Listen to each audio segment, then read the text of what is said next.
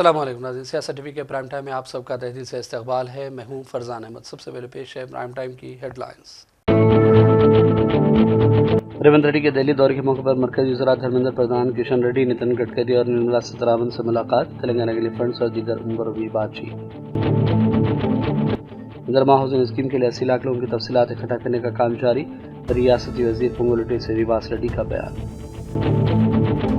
तेलुगु फिल्मों के मारूफ अदाकार अल्लू अर्जुन गिरफ्तार। जुडिशियल मजिस्ट्रेट ने 14 दिनों के लिए अदालती तहवील में दिया। तेलंगाना हाईकोर्ट ने दी अबूरी जमानत। आरटीसी क्रॉस रोड पर वाक़ सिंधिया थिएटर में फिल्म पुष्पा 2 के मौके पर पेश आई भगदड़ के सिलसिले में हुई थी गिरफ्तारी। मोदी सिर्फ बयानात देने और सरकारों को पैसे के बल गिराने में माहिर। मुल्क के किसान और गरीब परेशान, हिंदुस्तानी दस्तूर को खतरा। लोकसभा रुकन प्रियंका गांधी का ऐवान में शानदार खिताब। दिल्ली के 6 स्कूलों को आज ईमेल के जरिए बम से उड़ाने की मिली धमकियां। बच्चों को घर वापस भेज दिया गया। जांच के दौरान कोई काबिल एतराज़ चीज़ नहीं मिली। और वस्ती गजा में घरों पर काबिल इसराइली फौज की वहशियाना बमबारी। बच्चों और खवातीन समेत कम से कम 25 फ़लस्तीनी शहीद।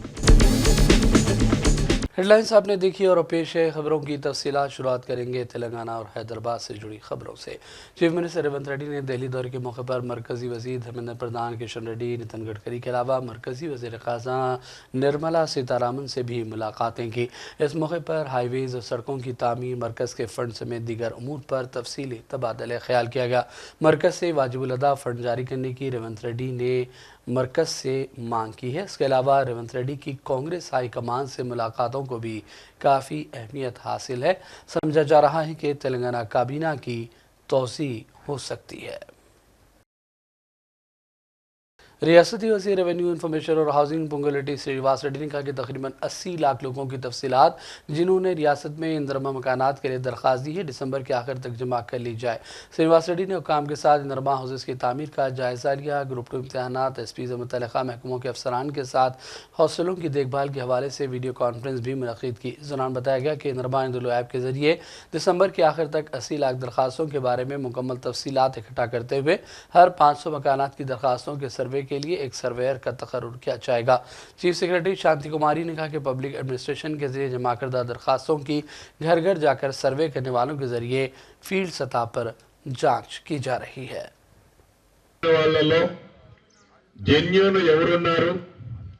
విడతల వారీగా ఈ రాష్ట్ర ప్రభుత్వం ఇచ్చే దాంట్లో భాగంగా మొదటి విడత 4.5 లక్షల ఇళ్లు రాష్ట్ర వ్యాప్తంగా ఇస్తూ ఇందుట్లో ప్రతి నియోజకవర్గానికి తక్కువలో తక్కువ 3,500 ఇళ్లు ఇచ్చే కార్యక్రమాన్ని శ్రీకారం చుట్టే దాంట్లో భాగంగా రాష్ట్రంలోని ప్రతి నియోజకవర్గాల్లో ఉన్న అన్ని మండల ఆఫీసుల్లో సుమారు 580 మోడల్ హౌసులు కట్టే కార్యక్రమానికి శ్రీకారం చుట్టాం। దాంట్లో భాగంగానే ఇప్పుడే శంకుస్థాపన చేసుకున్నాం కూసుమంచి మండలంలో। ఇవాళ 13వ తారీఖు డిసెంబర్ సంక్రాంతి రోజు అంటే మళ్ళీ జనవరి 13వ తారీఖు కల్లా ఈ మోడల్ హౌస్ ని కూసుమంచిలో పూర్తి చేయడం జరుగుతుంది। దీన్ని ఈ మండలంలో ఉన్న వాళ్ళు ఇల్లు శాంక్షన్ ఈ లోపే చేస్తాం। ఈ కంప్లీషన్ అయిన దాన్ని చూసుకొని ఎలా తక్కువ రేటులో నాణ్యతతో ఎలా కట్టొచ్చు అనేది ఇది చూసే విధంగా ఈ మోడల్ హౌస్ ని నిర్మిస్తున్నాము।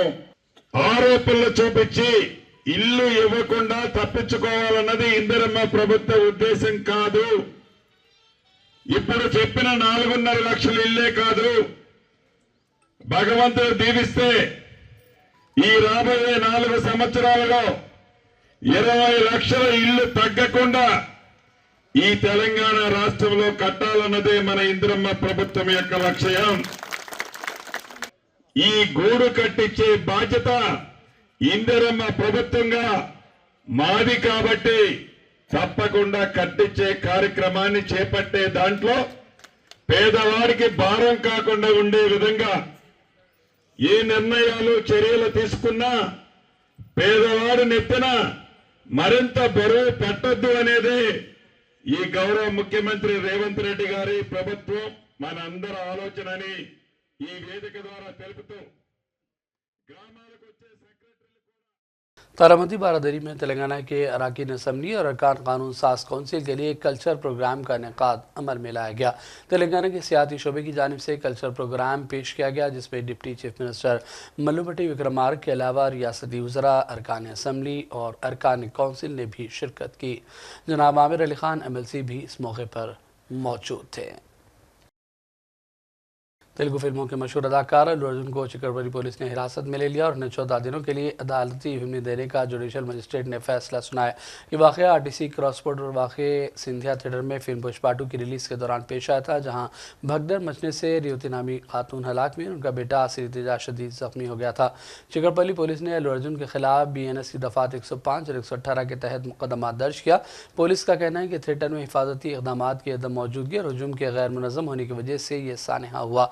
इस दौरान इत्तला है कि अल्लू अर्जुन को तेलंगाना हाई कोर्ट ने अबूरी जमानत पर रिहा करने का भी फैसला सुना दिया।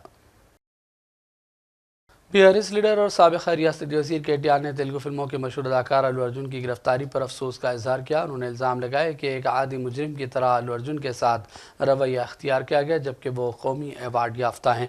KTR ने इंतज़ामिया की नाअहली पर मुबैना तौर पर सवालात उठाए, ताहम थिएटर में पेश आए वाक़या और मुतासरीन के हवाले से उन्होंने हमदर्दी का भी इजहार किया है।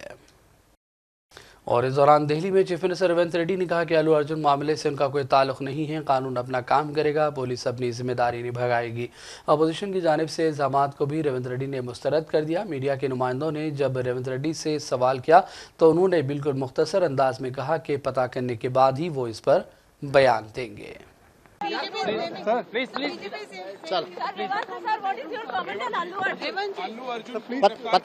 पता कर लेके बोलता हूँ, पता कर लेके बोलता हूँ। Sir, but BJP is blaming the Congress government.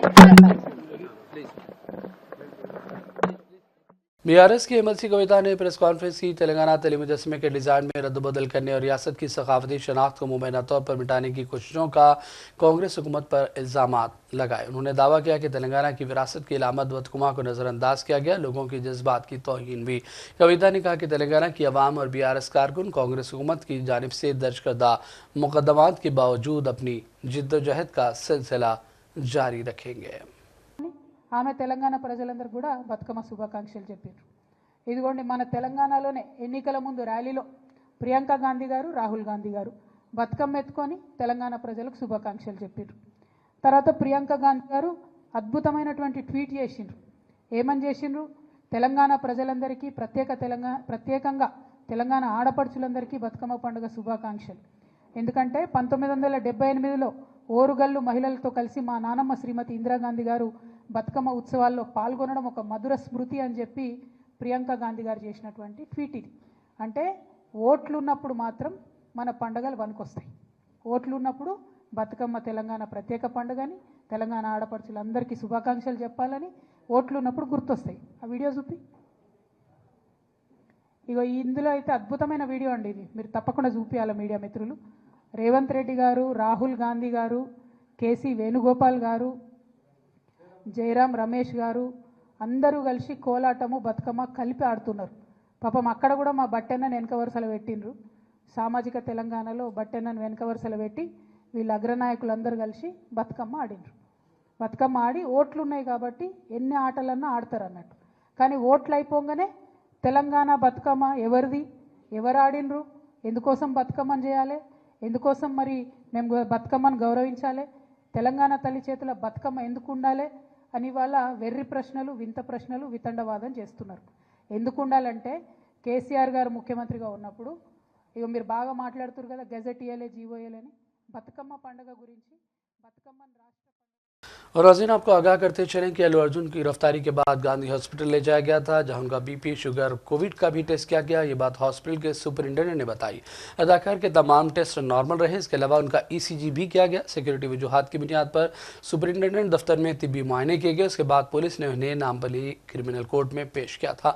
Gandhi hospital के पास अल्लू अर्जुन के बदाहों की कसीर तादाद देखी गई, जो उनकी एक झलक देखने के लिए बेचैन थी।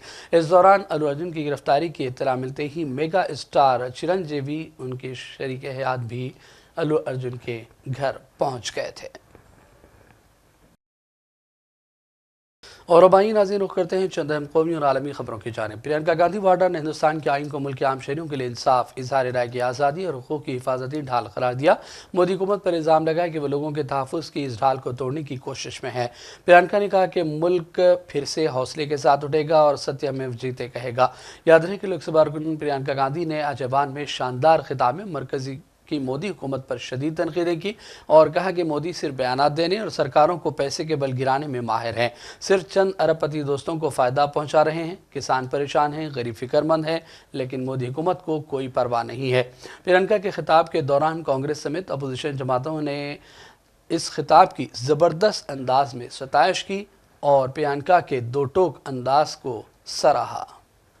अरे जनता ने नहीं चुनी थी क्या? संविधान इन पर लागू नहीं था?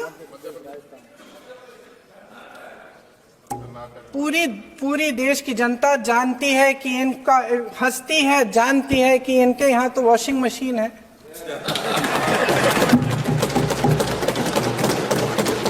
जो यहाँ से वहां जाता है वो धुल जाता है। इस तरफ दाग, उस तरफ स्वच्छता। और मेरे कई ऐसे साथी हैं जो इस तरफ होते थे उस तरफ चले गए, मुझे दिख भी रहे हैं, वॉशिंग मशीन में शायद धुल गए हैं।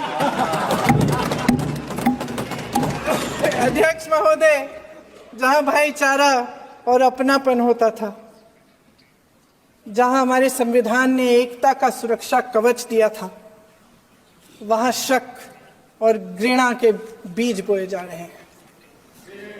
एकता का सुरक्षा कवच तोड़ा जा रहा है।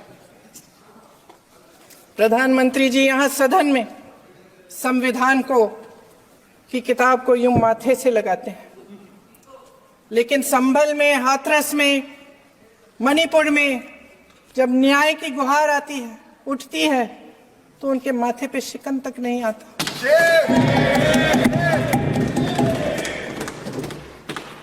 शायद समझ नहीं पाए हैं कि भारत का संविधान संघ का विधान नहीं है।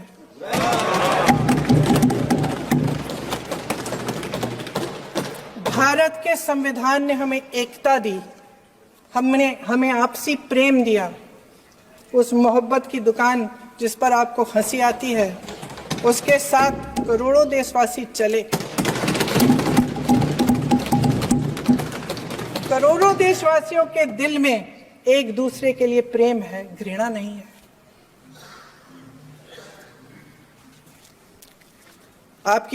इनकी जो विभाजनकारी नीतियां हैं, उसका नतीजा हम रोज देखते हैं।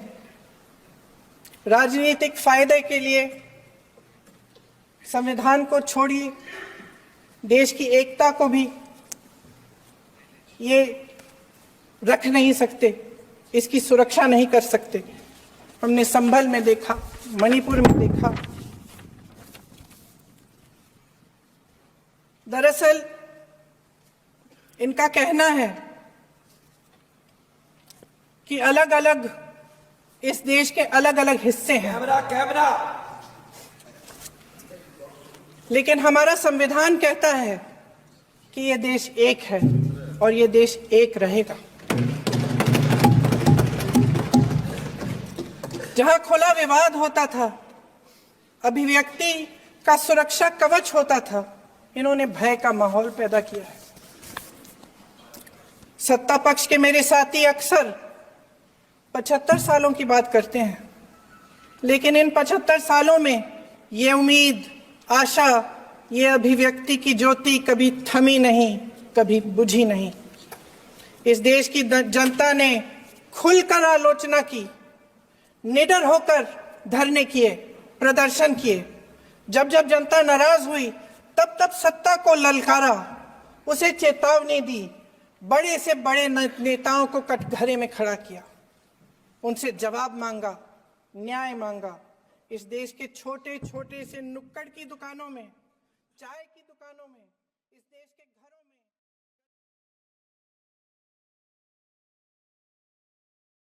दिल्ली के 6 स्कूलों को आज सुबह ईमेल के जरिए बम से उड़ाने की धमकियां मिली। हुकाम को इत्तला मिलने के बाद स्कूलों में मौजूद तलबा को घर भेज दिया गया। दिल्ली फायर सर्विस के मुताबिक बम का पता लगाने वाली टीम और फायर एहलकार भी पहुंच गए। तलाशी कार्रवाइयां की गई, जिसके बाद कोई काबिले एतराज़ शय दस्तियाब नहीं हुई। काबिल ज़िक्र है कि एक हफ्ते के अंदर स्कूलों में बम की धमकी से मुताल्लिक़ ये दूसरा वाक़या है। हफ्ते की शुरुआत में भी दिल्ली के कुछ स्कूलों को इसी तरह के ईमेल के जरिए धमकियाँ आई थी, ताहम ये सब इत्तलात जाँच के बाद गलत साबित हुई हैं।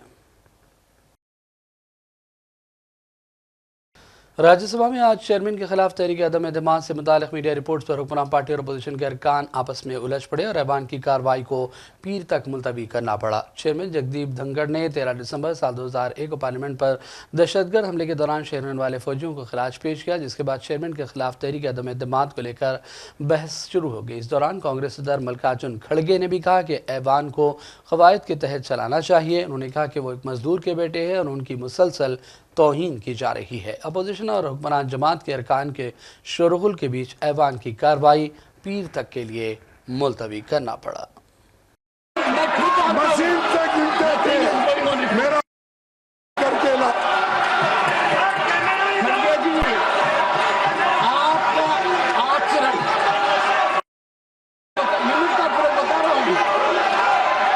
आप खुद देखिए, आज आप सोने से पहले चिंतन कीजिए, मंथन कीजिए।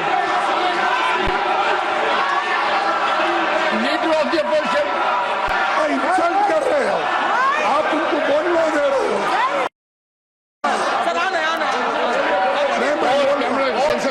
मैं बताना चाहता हूँ सदस्यों को, देखिए मुझे आप बार बार वो लोग बोल रहे हैं एक किसान का बेटे का इंसल्ट कर रहे हैं। मैं उनको कहता हूँ, अरे मैं तो किसान मजदूर का बेटा हूँ। और आप उधर साइड में सबको बोलने दे रहे हैं, मत कह रहे हो, सबके लिए आप बोलिए। और हमारे नेताओं का इंसल्ट कर रहे हैं, कांग्रेस पार्टी को इंसल्ट कर रहे हैं। आप बोलिए, और अरे आप बोलिए, अगर आप ये करना चाहते हैं, इस ढंग से अगर चलाना चाहते हैं, तो आपकी है। आपने, मैं कहूँगा आप पर्पजली उनको ये एनकरेज कर रहे हैं। मैं तो बताओ उनको, बताओ मेरी बात बोलता हूँ क्यों? माननीय सदस्य, आपके तारीफ सुनने के लिए हम नहीं आए साहब, आपकी तारीफ सुनने के लिए नहीं आए। हम देश के मुद्दे कुछ चर्चा, देश के मुद्दों पे चर्चा करने के, हम लोगों के समस्या को सुलझाने के लिए आए। बात कीजिए अपनी, आप अपनी बात कहिए, मैं सिर्फ आपको बता दूं, देखो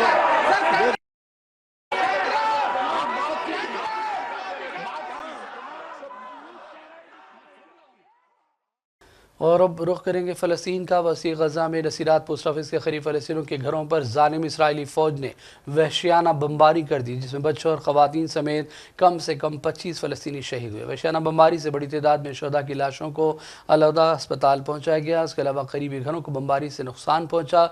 तिबी ज़राए ने कहा कि जुमेरात से लेकर गज़ा पट्टी पर इसराइली हमलों में आज जुमे तक कम से कम 40 फ़लस्तीनी लुक़्मे अजल बने हैं।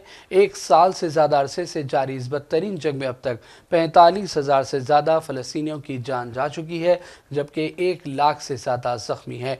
गज़ा में वज़ारत सेहत ने अपनी रिपोर्ट में कहा कि दिन रात जारी इस क़त्ल-ए-आम में शुहदा की तादाद मुसलसल बढ़ रही है। अमेरिका के सदर जो बाइडेन ने मुस्लिम और अरब मुखालिफ नफरत का मुकाबला करने के लिए एक नई हिकमत अमली पर मुश्तमिल दस्तावेज़ जारी की, जिसमें तासुब को ख़त्म करने के लिए फौरी और मुसलसल इक़दामात का मुतालबा किया गया। याद रहे कि गज़ा जंग के बाद मुस्लिम और अरब मुखालिफ नफरत में तेज़ी से इजाफा हुआ। इस दस्तावेज़ को अमेरिका के नौमंतखब सदर ट्रंप अहमियत देंगे या नहीं, इस पर सवालिया निशान लगा हुआ है। पेश है सियासत TV की ये रिपोर्ट। अमेरिका के सदर जो बाइडेन ने मुस्लिम और अरब मुखालिफत नफरत का मुकाबला करने के लिए एक हिकमत अमली जारी कर दी है, जिसमें तासुब को ख़त्म करने के लिए फौरी और मुसलसल इक़दाम जारी रखने का मुतालबा किया गया। इत्तलात के मुताबिक गजा जंग के बाद मुस्लिम और अरब मुखालिफ नफरत में तेज़ी के साथ इजाफा देखने में आया। 64 सफ़हात पर मुश्तमिल ये दस्तावेज़ नौमंतखब सदर डोनाल्ड ट्रंप की हलफबरदारी की तकरीब से चंद हफ्ते कबल ही मंजर आम पर आई है। डोनाल्ड ट्रंप ने अपनी पहली मुद्दत के दौरान कुछ मुस्लिम अक्सरियती ममालिक के अफराद पर सफरी पाबंदियाँ आयद कर दी थी, जिसे जो बाइडेन ने अपने ओहदे के पहले दिन ही ख़त्म कर दिया था। ये दस्तावेज़ सितंबर 2023 में व्हाइट हाउस की जानिब से जारी करदा मुस्लिम दुश्मनी से मुकाबले के सिलसिले में एक जामे हिकमत अमली की आयनादार है। ये इक़दाम 6 साला बच्चे विद्यार्थियों की मौत के 1 साल से ज़्यादा अरसा गुजरने के बाद सामने आया। गुज़िश्ता साल अक्टूबर में अमरीकी शहर शिकागो में एक उम्र रसीदा शख्स ने इसराइल और हमास की जंग के रद्दमल में 6 साला मुसलमान बच्चे को चाकू से वार करके हलाक कर दिया था। जो बाइडेन ने शिकागो के बच्चे और उसकी वालदा पर हमलों को घिनौनी हरकत करार दिया और मुस्लिम मुखालिफ और अरब मुखालिफत नफरत अंगेज़ जराइम और इम्तियाजी सलूक को गलत और नाकाबिल कबूल करार दिया है। जो बाइडेन ने दस्तावेज़ में लिखा कि मुसलमान और अरब अपने तमाम साथी अमरीकियों के साथ पूरी इज्जत के साथ ज़िंदगी गुजारने और हर हक़ से भरपूर फ़ायदा उठाने के मुस्तहिक़ हैं। जो पॉलिसियाँ पूरी कम्युनिटीज़ के ख़िलाफ़ इम्तियाजी सलूक का बास बनती हैं वो गलत हैं और हमें महफूज रखने में नाकाम रखती हैं। मुस्लिम शहरी हुकूक़ के group council on American Islamic relations ने इस हिकमत अमली के हवाले से कहा कि ये बहुत थोड़ी है और बहुत देर बाद सामने आई। ट्रंप की बुरी टीम ने इस हिकमत अमली यानी दस्तावेज़ के हवाले से फौरी तौर पर कोई तबसरा नहीं किया कि क्या वो इसकी हिमायत करेंगे या फिर नहीं। ब्यूरो रिपोर्ट, सियासत टीवी। और अब आखिर में हेडलाइंस पर डालेंगे एक और नज़र। रेवंत रेड्डी के दिल्ली दौरे के मौके पर मरकजी वज़ीर धर्मेंद्र प्रधान, किशन रेड्डी, नितिन गडकरी और निर्मला सीतारमण से मुलाकात, तेलंगाना के लिए फंड्स और दीगर उम्र भी बातचीत। गर्मा हाउसिंग स्कीम के लिए 80 लाख लोगों की तफसीलात इकट्ठा करने का काम जारी, रियासती वजीर पोंगुलेटी श्रीनिवास रेड्डी का बयान। तेलुगु फिल्मों के मारूफ अदाकार अल्लू अर्जुन गिरफ्तार, जुडिशल मजिस्ट्रेट ने 14 दिनों के लिए अदालती तहवील में दिया, तेलंगाना हाईकोर्ट ने दी उबरी जमानत। आरटीसी क्रॉस रोड पर वाक़ सिंधिया थिएटर में फिल्म पुष्पा 2 के मौके पर पेश आई भगदड़ के सिलसिले में हुई थी गिरफ्तारी। मोदी सिर्फ बयानात देने और सरकारों को पैसे के बल गिराने में माहिर, मुल्क के किसान और गरीब परेशान, हिंदुस्तानी दस्तूर को खतरा, लोकसभा रुकन प्रियंका गांधी का ऐवान में शानदार खिताब। दिल्ली के 6 स्कूलों को आज ईमेल के जरिए बम से उड़ाने की मिली धमकियां, बच्चों को घर वापस भेज दिया गया, जांच के दौरान कोई काबिल एतराज़ चीज़ नहीं मिली। और वस्ती गजा में घरों पर काबिल इसराइली फौज की वहशियाना बमबारी, बच्चों और खवातीन समेत कम से कम 25 फ़लस्तीनी शहीद। प्राइम टाइम का सिलसिला फ़िलहाल यही ख़त्म करते हैं। मोहम्मद फरजान अहमद को पूरी टीम के साथ इजाज़त दें। देखते रहिए सियासत टीवी। अल्लाह हाफ़िज़।